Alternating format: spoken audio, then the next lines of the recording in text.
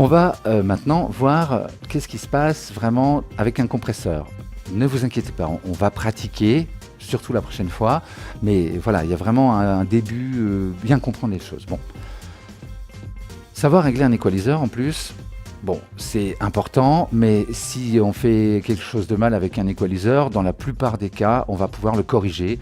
Vous avez augmenté de 3 dB une fréquence, vous la rebaissez après, bon voilà, on n'a pas entendu que vous l'aviez monté. Par contre, un compresseur, là, on peut vraiment détruire les sons sans capacité réelle de revenir en arrière. Il y a des trucs pour tricher, mais en vrai, une fois que les dynamiques, une fois que les attaques sont mangées, voilà, une fois qu'on a trop compressé tout ça, c'est trop tard. Donc, pour ça que je me suis dit, je vais faire un slide.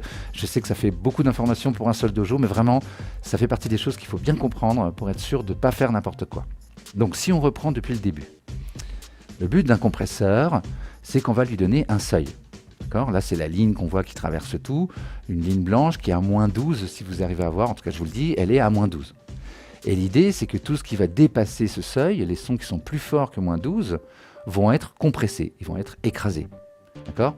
On voit d'ailleurs sur le schéma, c'est un des plus clairs que j'ai trouvé, que la première crête, le tout début du son, dépasse le moins 12, et on voit en orange le résultat du compresseur, où du coup cette crête a été écrasée. D'accord ? Elle n'est pas complètement écrasée de façon plate. Hein, on l'a pas. Ça, c'est un limiteur qui ferait ça.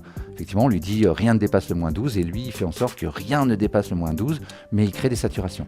D'accord ? On obtient des ondes carrées qui, du coup, ramènent un peu de saturation. Alors, des fois, on aime bien, mais on va éviter de faire ça tout de suite sur les pistes. On fera peut-être ça par moment, mais c'est pas le but. Le but, c'est vraiment de compresser en respectant les sons. D'accord ? Il y a un autre paramètre, donc le seuil, vous avez compris, ça dépasse le seuil, hop, il baisse le son, et quand c'est en dessous, il fait rien. Il y a un deuxième paramètre, on n'ira pas plus loin aujourd'hui, enfin, presque pas. Il y a un deuxième paramètre, c'est le ratio. En fait, le ratio, c'est assez simple, c'est un multiplicateur. Si votre son dépasse de 3 dB du seuil, vous avez mis un ratio à 1, ben ça fait 3 fois 1, donc il va baisser de 3 dB. Si vous avez mis un ratio de 2, il va faire, ça dépasse de 3, donc 3 fois 2, du coup il va baisser de 6 dB. Et donc vous voyez qu'effectivement, plus on monte le ratio, plus il va chercher à écraser, et plus on va se rapprocher effectivement, il n'y a plus rien qui dépasse le 12. Ça, c'est si on met le ratio à l'infini, là effectivement on obtient un limiteur, où là, tout ce qui dépasse, c'est écrasé brutalement, on fait des ondes carrées, et c'est pas très beau. Donc attention à ça, on en reparlera, mais effectivement, le ratio, c'est quelque chose qu'il faut manipuler avec douceur, 2, 4, etc., pas trop, d'accord ? Mais en vrai, on va pas se contenter de ça, puisque le but, c'est pas tant de baisser ce qui était trop fort, d'accord ? Mais c'est en fait de remonter le niveau moyen. Je vous parle de ça tout à l'heure. Je vous dis, on va remonter le niveau RMS, le niveau moyen. Eh bien oui, parce qu'en vrai, juste après avoir cette opération, on va effectivement remonter l'ensemble, d'accord ? C'est ce qu'on voit sur le schéma du dessous. C'est qu'effectivement, je reste toujours à moins 6, donc j'ai mis un gain sur mon compresseur pour que ça qui était baissé remonte à moins 6. Et en vrai, qu'est-ce que j'ai fait ? J'ai pas du tout baissé mon attaque, j'ai pas baissé ce qui était trop fort, j'ai remonté tout le reste. Si vous avez compris ça, vous avez compris comment on diminue la dynamique et qu'on remonte le niveau moyen sans toucher au volume de la piste. On est d'accord, hein ? La piste, elle est à moins 6, le volume en crête, c'est moins 6. C'est toujours le cas après la compression, mais par contre, le volume moyen est remonté. Waouh ! C'est bien. Je pense que là, vous avez compris vraiment les paramètres les plus importants dans un compresseur. Le seuil, qui détermine à partir de quand le compresseur doit baisser le volume. Le ratio, qui détermine la puissance avec laquelle il va baisser le volume. Et vous verrez que pour les sons percussifs et les instruments acoustiques, on fera très attention à l'attaque. Parce qu'en fait, l'attaque, c'est donc le début du son, le transient, on appelle ça aussi. C'est le début du son, c'est le moment où effectivement, boum, c'est le peu du poum. Vous imaginez bien que si je l'enlève, ça fait oum, oum. Bon, on n'a plus du tout un kick qui tape. Mais c'est valable aussi pour les instruments de l'orchestre, les instruments acoustiques. En fait, c'est l'attaque qui permet de reconnaître les sons. Il y a une petite anecdote célèbre. Il y a le fabricant de piano électrique Yamaha qui avait créé un piano électrique hyper bluffant qui ressemblait beaucoup au son d'un piano réel.